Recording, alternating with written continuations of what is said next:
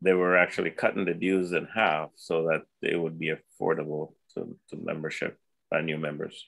Got it. Good stuff. Group 3. What was one of the challenges that you talked about? Keeping members engaged was one, but that's probably not the one that's most important. I think it's there was some speak by 2 of our groups that identified that their club doesn't mirror their community. Along with the others about raising money and the like above. Yeah, sure. Leanne, I hope you're okay because you're room 4. I am room 4. Okay. Yes, I'm good. So we had some fundraise stuff around fundraising as well, but one of the comments was fundraising innovation and possibly getting some fundraising ideas that were moving away from being so labor intensive.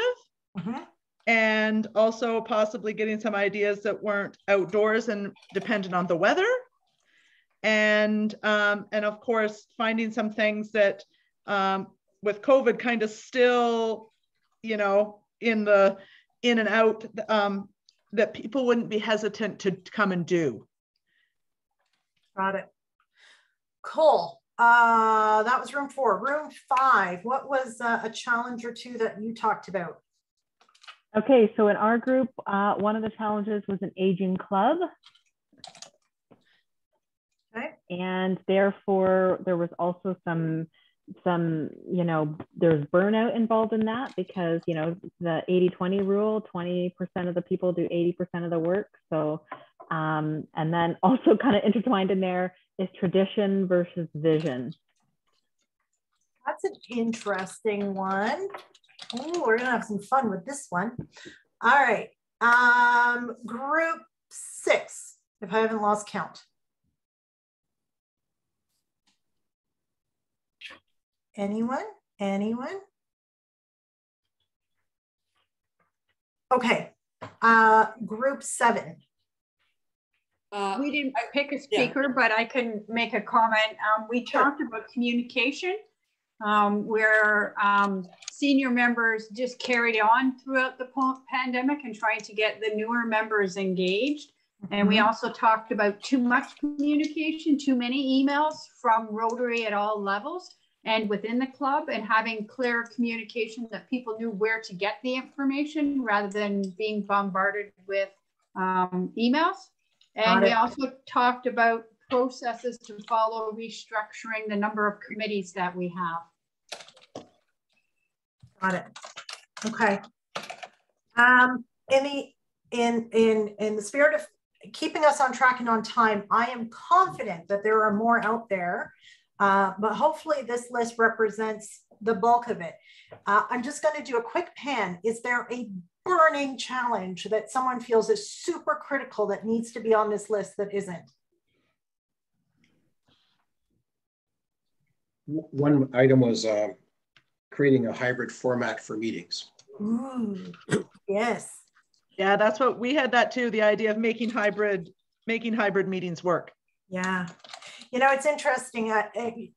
These challenges are absolutely challenges. And I will tell you, once upon a time, pre-COVID, these are not the ones we were talking about. So we've got a bit of a different animal here.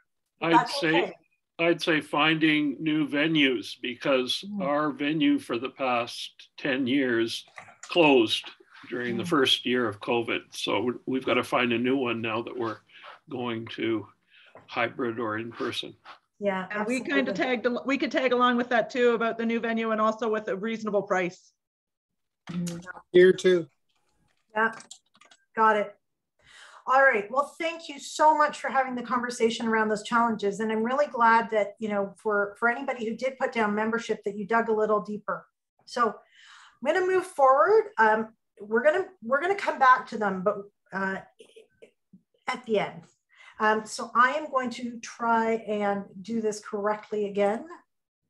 And okay, do you just see my presentation? Yes. Yes, nailed it. Okay. All right. So I've got another thing for you to help me with. So what I need you to think about is, why did you join Rotary? Okay, this is the infamous question. Why do you belong to Rotary now? And what I need to know, okay, and what I'm going to be asking a couple of people to share is, why is there a difference between those two answers for you? Right? So I'm less concerned with the story of why you joined. I'm less concerned with why you belong now.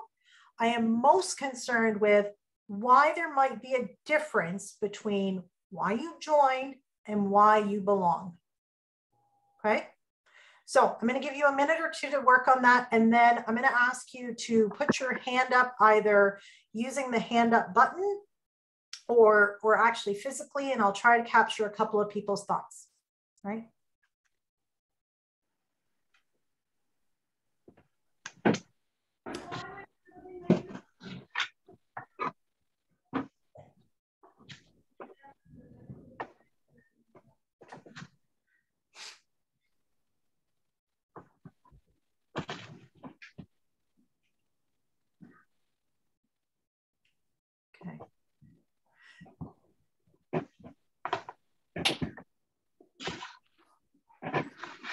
Okay. And just a reminder, if you're not on mute, just right now to toss yourself back on mute until you're going to speak.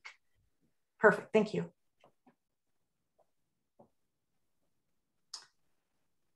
Sharon is an eager beaver. Sharon, just give us a minute. I want to make sure people have time to write down their thoughts, and it looks like most people are there. So Sharon, you raised your hand first. So tell me, please, why did you join? I don't necessarily need to know the details, but most importantly, why is there a difference between why you joined and why you stay today?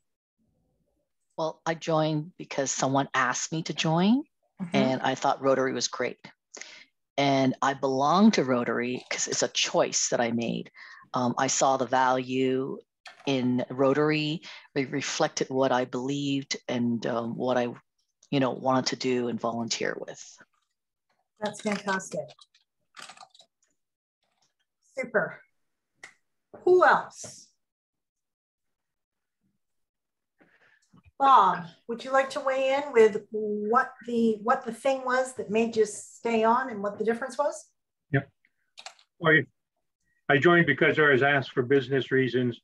I stay on because of the satisfaction of service above self. The difference of business reasons can be fleeting. The satisfaction we get out of being Rotarians is long lasting.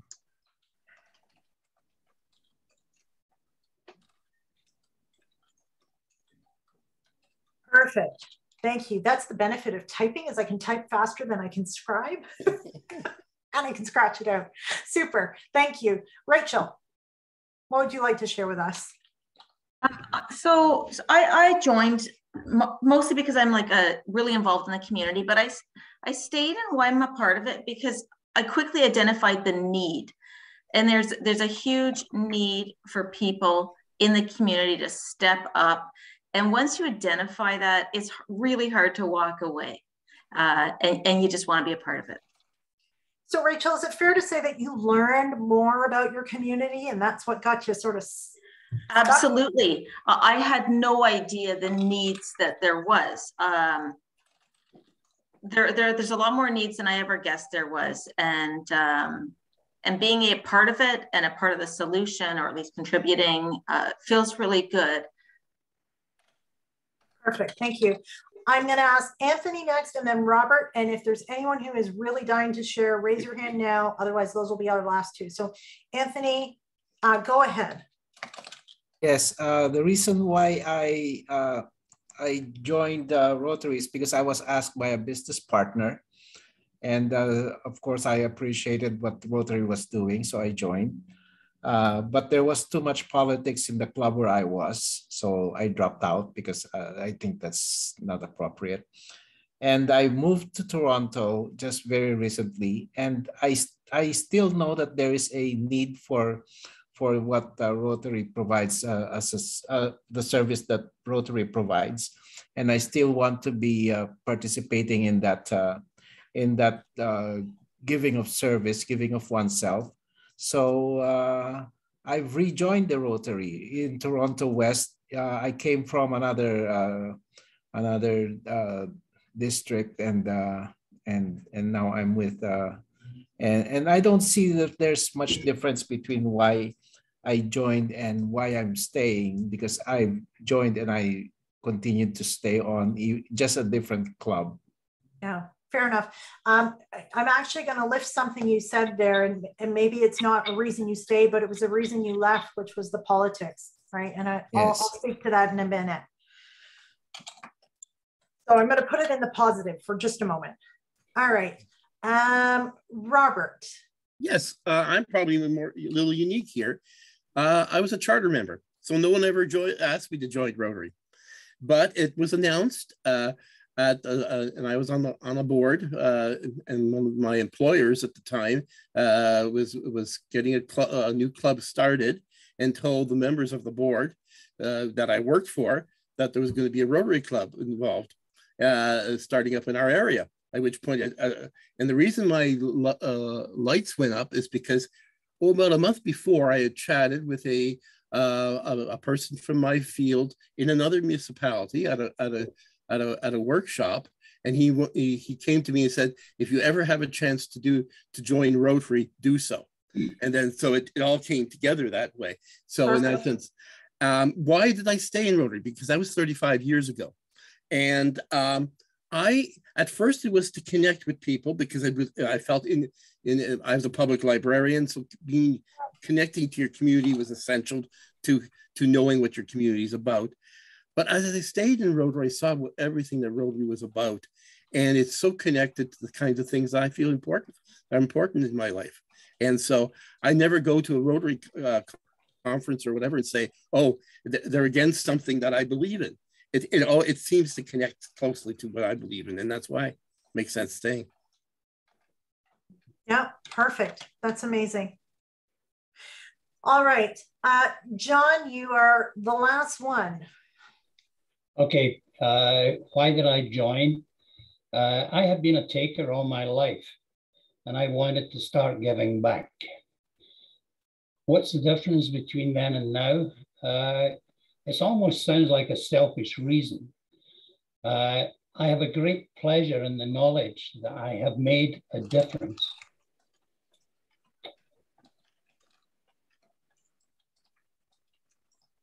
Fantastic, thank you.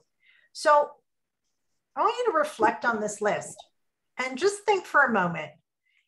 If these are the things that you value about your experience as a Rotary member, do you think that these are probably the things that other people also value as a Rotary member?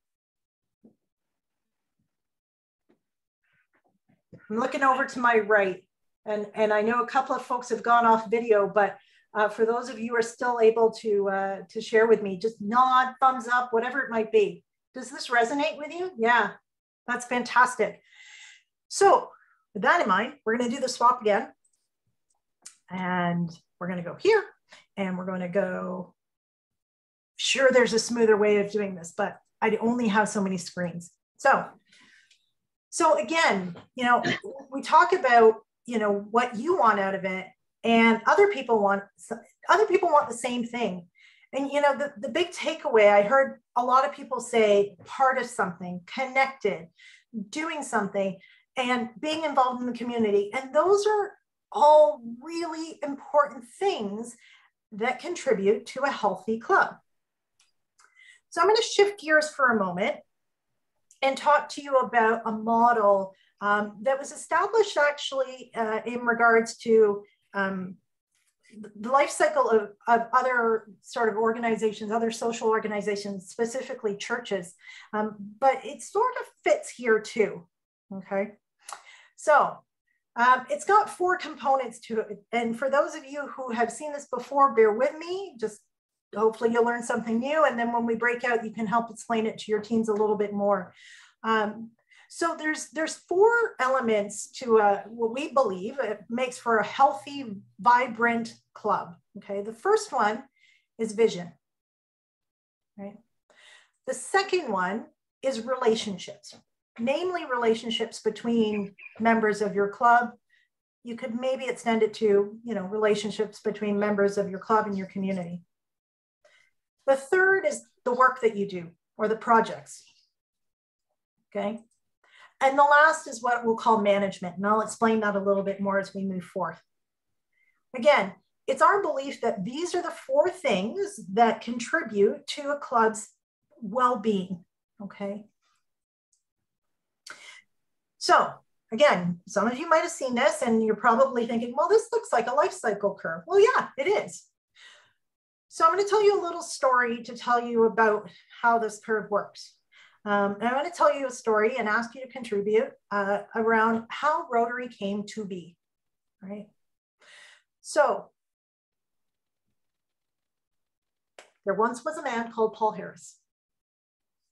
Does anybody know why or how Rotary originated? Like, what was the idea that Paul Harris had in his mind? And if you've got something, just shout it out. Take yourself off mute and shout it out. Well, Paul Harris wanted to establish in his own life the values he saw in small town Vermont that he grew up in. Yeah, absolutely. Yeah, you're spot on, Robert. So what he wanted was he came from a small town and he came to the big city of Chicago and he said, I'm a little lonely, right? I haven't got as many friends as I'd like and it doesn't have that small town feel. And heck, I'd really like to make some friends, right? So with that in mind, he said, well, I'm going to get a bunch of people together. And at that point, arguably, it didn't have a name, right? It just had this intent or this vision for what could be. And when it started, it was very much just, let's make some friends. So time moved on and a couple of people came together and they started to build relationships, right? Got to know one another, made some friendships, got to know more about one another and the things that each other were interested in. And next, over time, they started to do work together. And they started to do work together, namely because they felt, well, hold on a minute. We've got some resources at our disposal, whether that was time or energy or expertise or money. And they said, I think there's an opportunity to do something with all of this. And so does anybody know what one of their first pieces of work was? One of the first projects? Michael Martin. Yeah, the first project of the Rotary Club was, well, when they weren't even calling it the Rotary Club at that point, but was to build a public washroom in Chicago. Absolutely. They built toilets in downtown Chicago because the need that they saw was that people were peeing on the wall and that wasn't very nice. And so they said, yep, we can do something about this. I think they called them like public something or the others. It was a very polite name, but yeah, essentially they were toilets, right? They were bathrooms. And time went on and people found out more and more about this. And they said, this Rotary thing, there's something to it. And we too, in our community, want to do good things. And so, more clubs started and more relationships were built and more projects started to happen. And then Rotary started to become a thing over time. And they needed something to make sure that everything stayed in order. So they instituted what I'm going to call as management, right?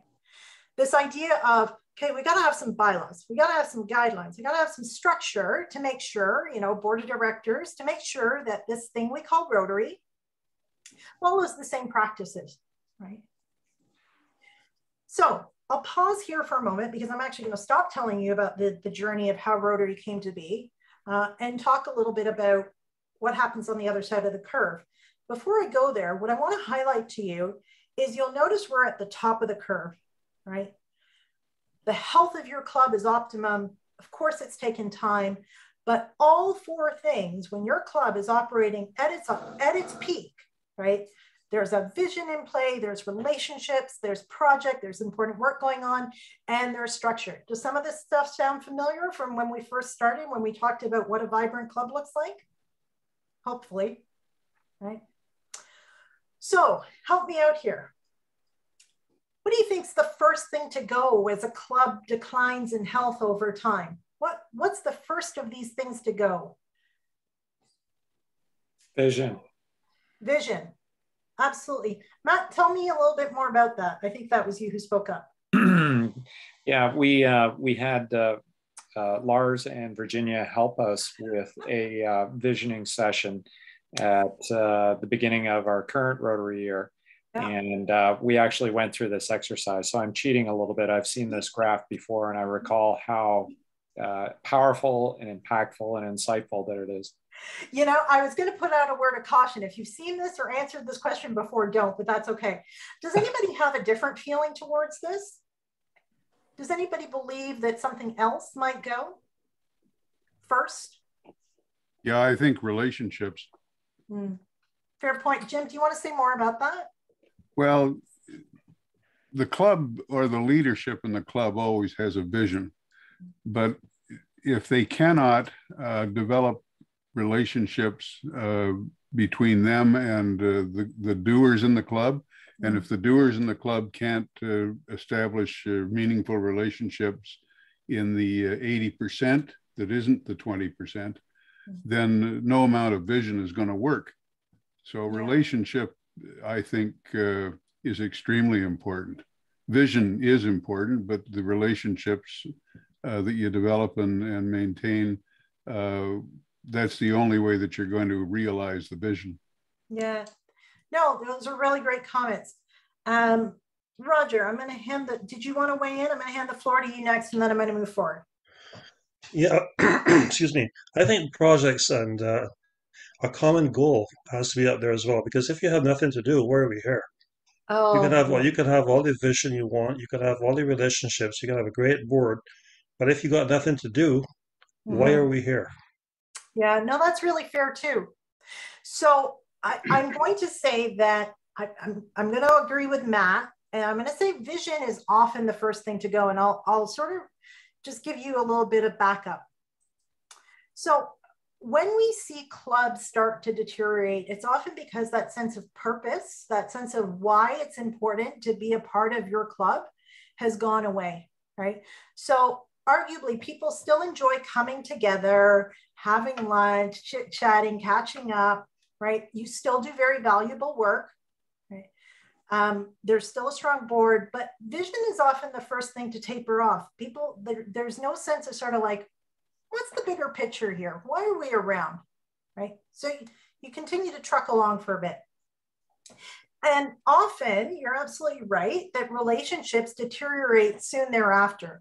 Why? Because we've all got really important things to do in our life, and Rotary is but one of them. So if I'm going to sit there and wonder, well, should I be spending time with my kids, or should I be spending time at a Rotary meeting where I'm not quite sure what I'm contributing anymore or what we're all about, you're probably going to make the choice to spend your time elsewhere. And so now people stop coming, people stop engaging, you know, those relationships start to deteriorate. And you may still find yourself with very valuable projects and a board that's in place, right? And management practices that are in place. Those projects might start to chug along, right? They don't necessarily innovate, they just keep on going, right? Next, what we often find are the projects that go. And when I talk about projects going, I don't necessarily mean that they disappear. It might be that they just get sort of stale, right? They don't have a lot of energy behind them. You've run them the same way year over year over year. And by the end of it all, what you're left with, right, if your club is at this point, which hopefully it's not, and we're going to go there next, but what you're left with is a really functional board that makes decisions over things like what you might be having for lunch or dinner or breakfast at your next meeting. Right?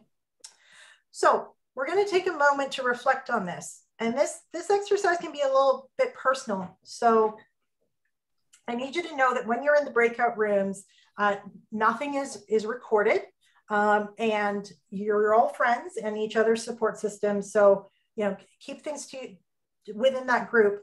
The exercise I'm going to ask you to go away and do is, I want you to take a moment to reflect on this curve and tell me, well, you don't actually need to tell anybody where you are, right? You can keep that to yourself. What I need you to reflect on is, what tells you that that's where you are? It could be positive things. It could be negative things, right? You could be on the up. You could be at the top. You could be on the right. What I'm looking for is sort of a descriptor, okay? So same deal. If you could, again, if you're between 0 to 25, pop into room 1 or 2, 26 to 50, pop into room 3 or 4, 50 to 85 or so, pop into room 5 or 6. If you're 85 or bigger, pop into room 7. Hopefully I won't need to rebalance you. But again, where are you? That's not necessarily what you need to share if you don't want to, but what signals you as to, what did you think about as you said, yeah, I think we're here. What's happening in your club? All right, so I'm gonna look to my right. I'm gonna see, is everyone okay with this? Does anyone have any questions about the exercise? All right, you look like you're okay. So you're gonna have about, I'm gonna say 5 or 6 minutes, maybe more, but we'll see how it goes, okay? Deb, could I ask you to hit the buttons, please?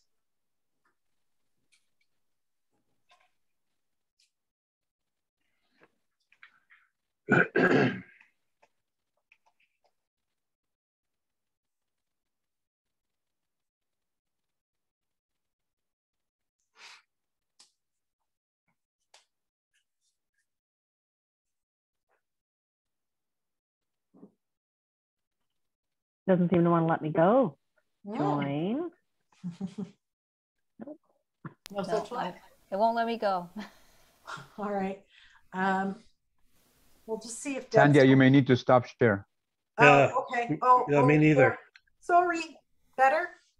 It won't let me join either. No. I see some people are in there. The other 2 are in there. Mine says not joined.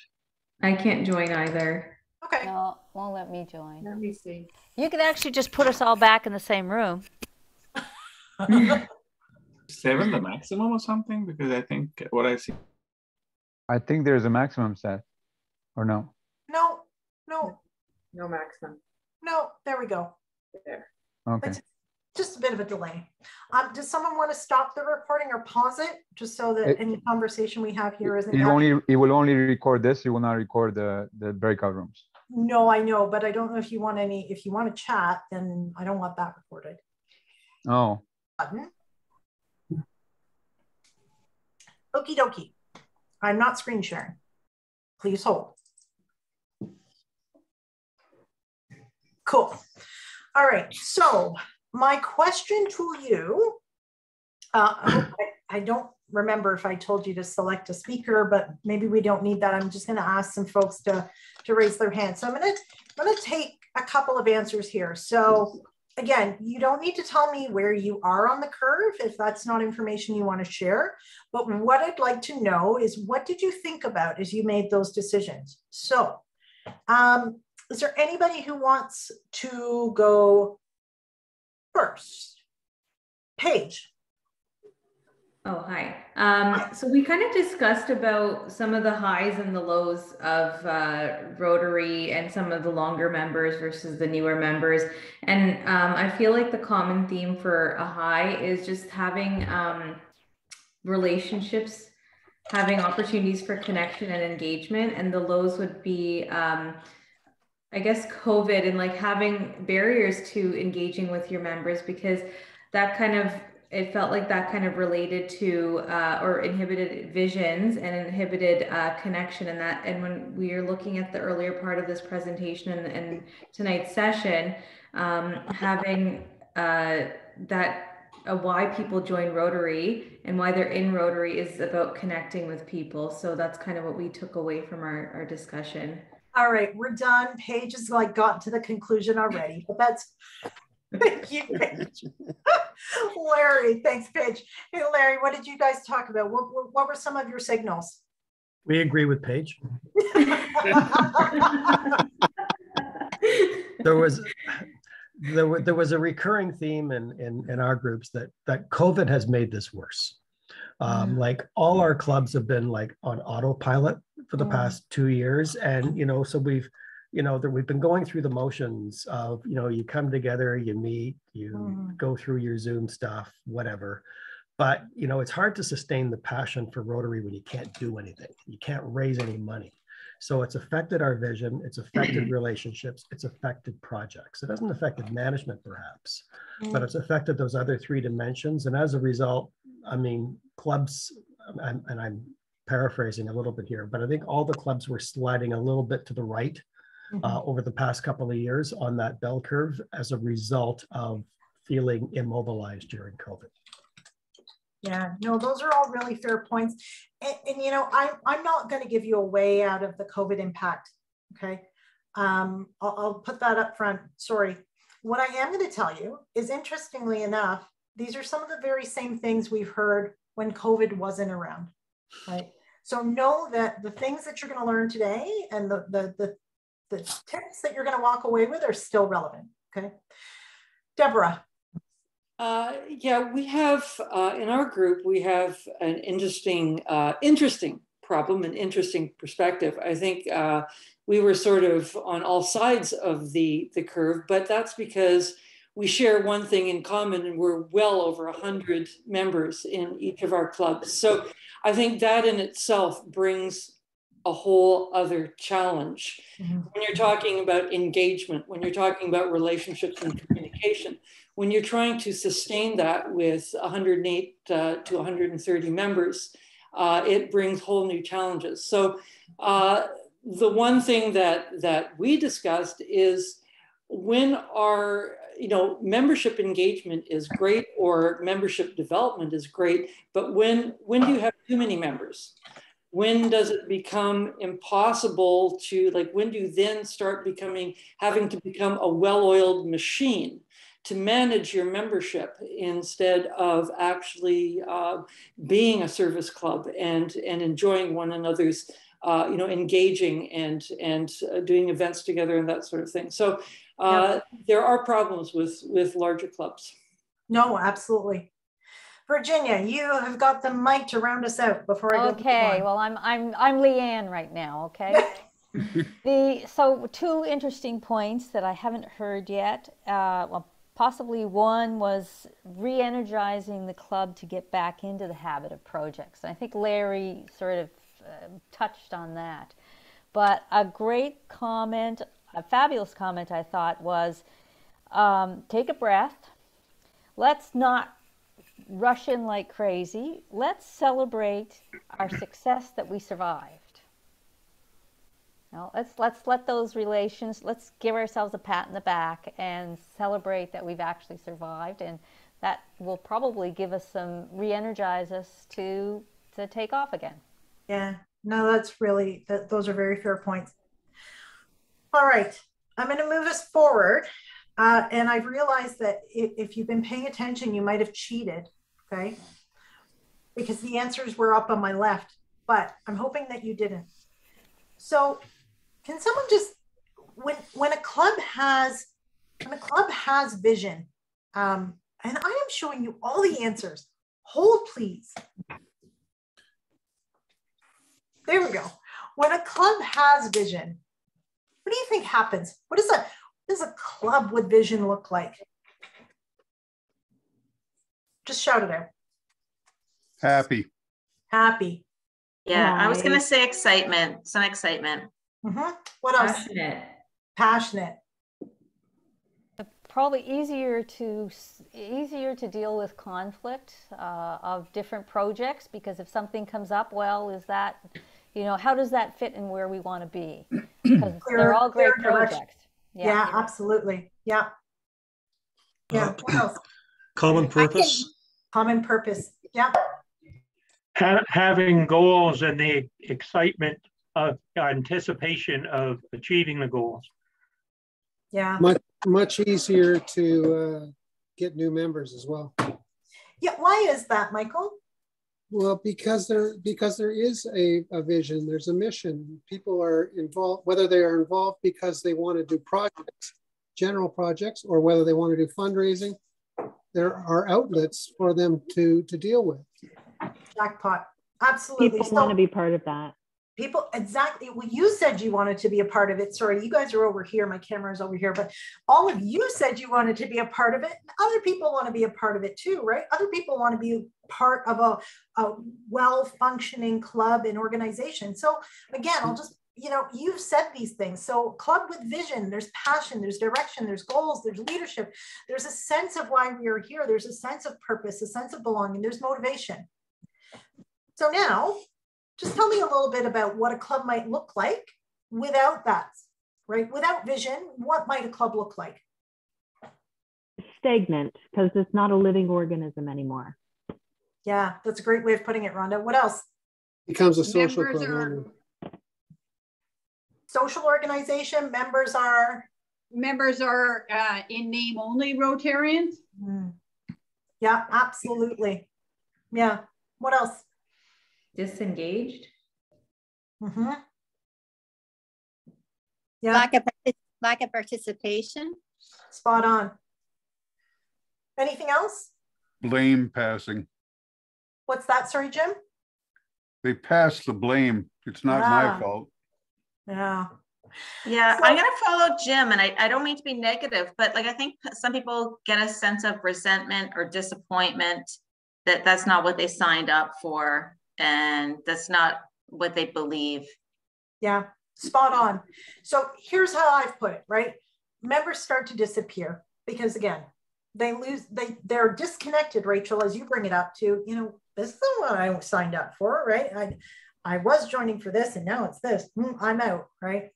There's no direction. Again, there's no shared sort of, yep, this is what we're working towards. These are what our actions are towards. There's no stress. And I think we've talked about this a little bit, but stress isn't always a bad thing. And I'm sure many of you have had moments in your life where it's been a bit stressful, and that's been energizing stress, right? So, in a club that is without vision, there's often complacency, right? People get into their comfort zone, right? We open the box for this fundraiser. We run it the same way we did last time. We pack up the box. We put it in the storage unit. Oh, look, it's April again. We do the same thing, right? There's no raison d'etre. Oh, my French accent was really good there. But there's no reason anymore, right? It's just routine. And things are a bit smooth and predictable. And, people think, oh, smooth and predictable, that's good. We know what's going to happen, but that gets boring after a while. Just reflecting on my own personal experience, the smooth and predictable over COVID of going to my home office and going to my kitchen restaurant every day got a little tedious and tiresome, right? And unfortunately, what can sometimes happen is if all of this doesn't get caught in time, clubs go into what we'll call a death spiral, right? It is not good, and it is really hard to get out of, okay? So a lot centers around having that vision, having that sort of crux of things. All right, so I'm gonna offer you some happy stuff. I know we've talked about some tough stuff. For those of you who may have found yourself sort of on the upward side of this curve, that's fantastic. Continue doing and building your strength up. If you find yourself on the downward slope, maybe you were somewhere here before and you're in that sort of valley or getting there. Here's what I'm going to say is that the earlier you catch what's going on in your club and address it, right, the easier it is to take action. If your vision starts to disappear, you can resurrect that. And I can't remember who it was who said, yeah, we engage with the district visioning team to have them sit down with us and help us think about, what we're about and what we're there for. I'm going to tell you, if people don't want to work together anymore, if your relationships start to perish and your vision's gone, it gets a little bit more difficult. right? Because now you don't have passionate people that are willing to rally around something.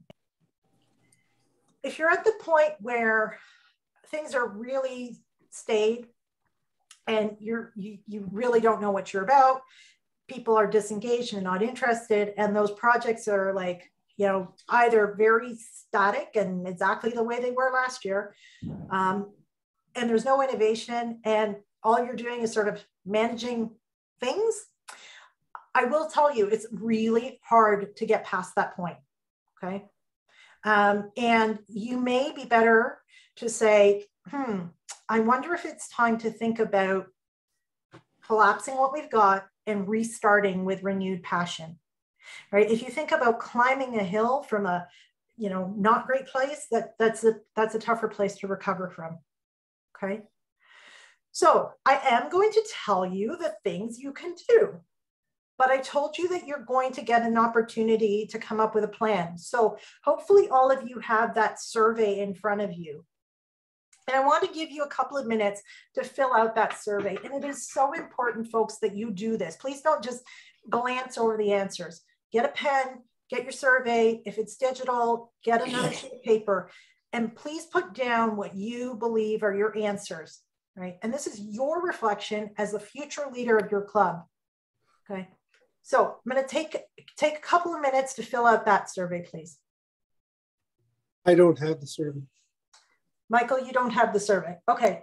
I don't either. I have no, I don't either. I just have the profile worksheet. Okay, so I'm going to put this profile worksheet. Yes, that's it. Does it look like this? Hold on. Does it look like this? Yes. Yes, that's what I mean by survey. Oh, Sorry, okay. I suck. I don't have that. Okay, so I'm going to keep this up on my screen and then we'll make sure it gets to people. But if you can maybe just use what's up on the screen and jot your answers down. You don't need to tally it or anything like that, okay? Are you able to post it to the chat box and we can pull it from there? It might be ugly. Could I get it to you afterwards, Larry? But could you work on it from here? Okay. I can try to do it. Can I post it in there for everyone to Yeah. see? Sure. I think, yeah, if you can, we should be able to pick it up from there. Give me a second. I can try it too. Give me just a minute. I don't know how it'll come across in formatting. No, just No, it's copying, okay. copying the you do your entire thing. file. I'll figure it out. Oh, I see what you're saying. Oh, sorry, Brainiac over upload here. the file. Yeah. You know what? I can go ahead, Paige, and do the exercise, and I'll get this up. Okay. It would be good if you could email it to us too, because I don't have that either. Yeah, I'm going to look to your district leaders to email that to you afterwards. But in the meantime, let me get this into the chat. Please. Okay. Oh, please hold.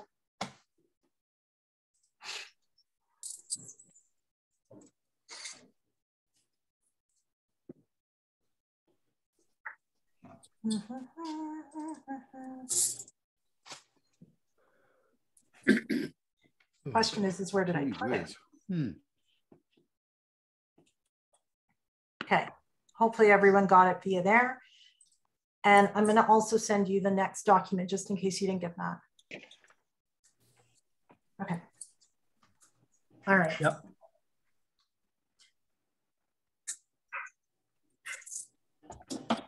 Okay. And if folks could just give me, I'm running a teensy-weensy bit behind time because you've all had such great ideas to share. My fault, not yours. But if you could just give me a bit of a head nod if you have finished doing that survey or that questionnaire. Okay, all right. So what I will offer you is this can be done also by your board. Some members asked for that. So if you want a clean copy, you now have one, but this is the start of coming up with a plan. So depending on where you are, okay, if you've said, for example, so this is going to become a little bit more challenging for me to share. Please hold just 1 second. 1 second. This is when I need like 10 screens. Okay. So I'm going to, okay, can you guys see a brochure? Yes. Yep. Okay, so I'm going to flip flop a bit. So this questionnaire is tied to this brochure, right? And these are the things that'll give you some solutions to challenges that you might be facing and ideas on that you might take. So let's say, I'm not going to go through all of them, but let's say you've gone and said, our club has a vision that is current and we have written long-term goals, and you go, I don't know that I agree, right? So on this brochure, on the very last page, here you go, right? In the top left quadrant, it says, if that's what you're struggling with, then decide what you'd like your club to be like in 3 to 5 years. And guess what? You could plan a visioning session, and your district does have people who can help you with this. Or you could use the Rotary Club Health Check, or you could use the Strategic Planning Guide, right? These are all tools available to you from Rotary's site to help you address that challenge, okay? The way this spreadsheet or this grid is connected to this questionnaire is it goes across and then diagonal. So let's do the next one. We set annual goals that support our long range goals. All right. Don't feel quite that way? Well, then there's something you can do, right? Again, tools and resources. And then the next question will go this way, right, on the diagonal. And then it goes across and then it goes diagonal. So it's all connected, all right? So I won't go through all of them. If you find yourself saying, you know what, yeah, we're good. The relationships within our club are generally healthy and positive. Great. Keep on doing what you believe is contributing to that. Okay. And again, maybe there's also some new ideas on this grid that will help you to do that. Okay. So I believe that's question number 5, or no, that was question number 7, right? So again, just to firm it up, 1, 2, 3, 4, 5, 6, 7. Oh, great. Actually, you know what? We do a great job, and we could maybe learn some more from this thing around introducing new members to Rotary. Okay, so anything in bold are things that you can find resources on. And if you struggle to find resources on these online on RI's website, please engage your AG. Okay. All right, folks, I am coming to a close, but there's a few last couple of things I want to share with you. So I'm not going to go through all of these. These are the things that are on that. Oh, wow. There. These are the things that are on that grid, all right, that you can do to make a difference. The one thing I am going to offer you is, you know, when it comes to bylaws and things like that, please don't let the rules stand in your way. Obviously, don't put your club at risk, right? You know, if a new idea is going to cost you $1 million and that's all your club has to go with, maybe not. But don't let rules stand in your way. Give it a try, and give things a go. I didn't talk about consensus earlier, but I'll talk about it briefly now. As you take on the helm and you want to maybe do things differently because you see an opportunity, I often ask people for the definition, and I'm going to offer it to you instead. Consensus isn't about getting everyone on board, right? It's about making sure that you've sort of got everyone on board, at least directionally, with where you want to go, and that you're not going to have any major road bumps, right? Everyone might not agree, but they are on board. And that means that you've likely done a good job at listening to what some of those challenges are that people are facing, and you've heard them out, and you've maybe mitigated them, but at least people know that they're being heard, okay? So with that, I'm going to move forward, and I'm going to ask you to come up with a bit of a plan. So pen to paper, please don't not do this because I know it's almost 8 o'clock. In your journal or on that sheet of paper, now knowing where your club is at and having the resources available to you of what that Vibrant Club Guide suggested, what are the 3 things that you are now going to do in your year as president to make a difference? They don't need to be this big. They just need to be something in the right direction.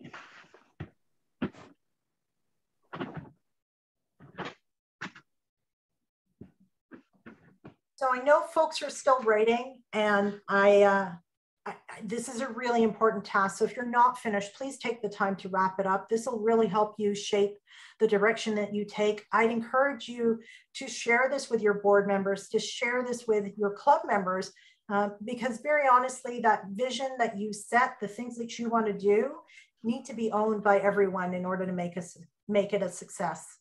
Okay. So what's next? I know that your district has some training programs and things like that, and I'd encourage you to participate in those. But I just want to make sure that we leave having accomplished our goals. So if you want to get to a vibrant club, what's the first thing you need? Shout it out. Someone shout it out. Don't Vision. Vision, yay! My day is made. What's the next thing you need? Relationship. You know, everyone says that, and I don't disagree. One of the things that you pointed out as to why people stayed, and you might not have heard it, was that people learn more. They learn how they can contribute. They learn what needs there are. They learn more about the organization they belong to. So I'm going to offer you that the next step to get those relationships built and really engage members is actually knowledge and education. So you've got vision, you've got knowledge and education. Now you have what sort of people? Starts with an E. Engaged. Yay, yay. So with that, you're going to have engaged membership, and that is ultimately going to lead you to having a vibrant club. Okay. Like that. Folks, I've had an amazing time with you tonight. Part of the thing about becoming district governor is sometimes you have to step away from the things that bring you great joy, such as training and sharing your knowledge. So thank you for the opportunity to do that tonight. I leave today a really, really happy and excited person. I hope I've offered you something of value. You are more than welcome to get connected with me.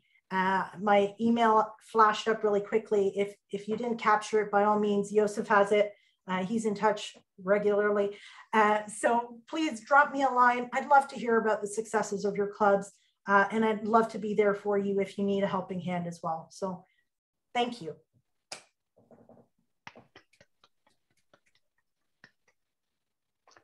Okay, Joseph, over to you for a minute, please. Thank you. Sandia, on behalf of everyone here today, thank you. What a session, excellent, well done. As an incoming president, the subject of Vibrant Club is paramount. The training this evening has been an inspiration, I think, for me and I think hopefully everybody else here. And I think we all leave here more excited to go back to our clubs and chart our own way forward to a vibrant club. Sandia, once again, thank you for speaking to us today. We have made a $200 donation to the Rotary Foundation in your name. Thank you. So everyone, will you please join me in thanking Sandia? So let's give her a big hand. Thanks, folks. Your time, your energy, and that donation means the world to me. Thank you so much. And thank you personally, Sandia. Thank you, and all the best in your DG year. It'll be here very, very soon. That I know, and thank you very much for your support. If you'll excuse me, I actually have another family gathering to get to, so enjoy the rest of your evening. I'm going to take your leave. Thanks, guys. Thank you, Sandia. Thank you, Sandia. Bye. All right, and just before I turn over to Joseph, who has a couple of things to chat with you about, I do want to remind you that our next President-elect training session is on Wednesday, March the 23rd. It will be virtual. You may use the same Zoom link that you used tonight and our two previous sessions. The March 23rd session is going to be facilitated by Gail Uday, who is a director of coaching and training with the Center for Conflict Resolution International. And she's going to do a session again, 6:30 to 8 o'clock, When Good People Disagree, Dealing with Conflict in Rotary. So I've heard Gail several times present, and she's a very dynamic speaker, as was Sandia. So, we all deal with conflict in Rotary, so this will be a very worthwhile session for you. So, Joseph, with that, I'm going to turn over to you. So I think you have a couple of things you want to chat with the President-elects about. Yes, good evening, everyone. First thing that I want to discuss with you, we were talking about our PET 6, which is the visit to Evanston. Well, earlier on Monday, I received an email from RI telling us that the headquarters is not going to be open till sometimes in May. So I had quickly to scramble and talk to travel agents and cancel the date. So what has happened now, we have rebooked it for 19th to the 20th of June. So we moved it after a little bit later. By that time, we should be more comfortable with COVID as well.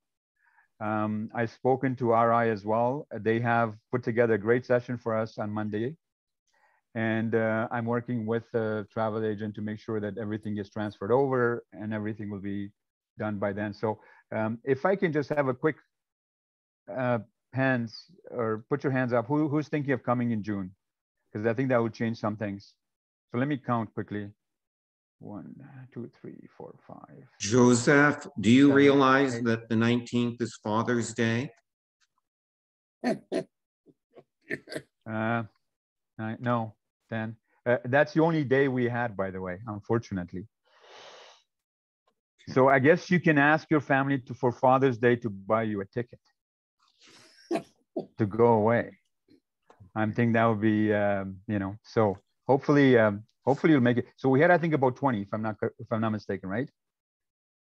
Yes, no, about that. Okay, great. More information will come out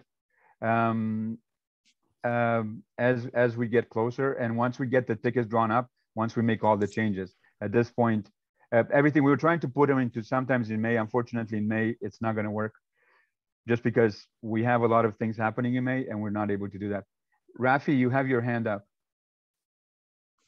Rafi? No, I thought you asked me to put it up for Chicago. I don't want to go. Oh, okay. Yeah. Yeah. What did you say? He's not going to go, or he's going to go? Yeah. He's going to go. Said he's going to go. Excellent. Now, yeah, I have the a next question. thing. I have a question. Yes, Ken. I apologize. That's I okay. may have missed it, but what is the plans for the April 2nd live session of PETS training?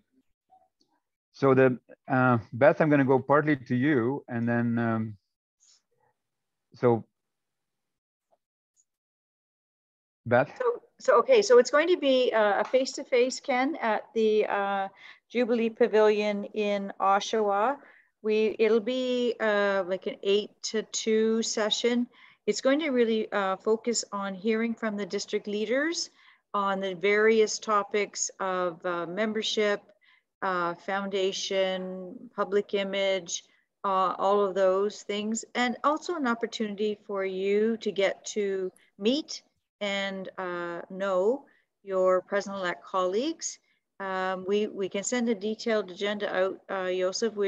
Joseph and I are meeting at the Jubilee Pavilion next Wednesday just to confirm arrangements, but then shortly after that we can send out an agenda so people clearly know the time that we're starting for registration.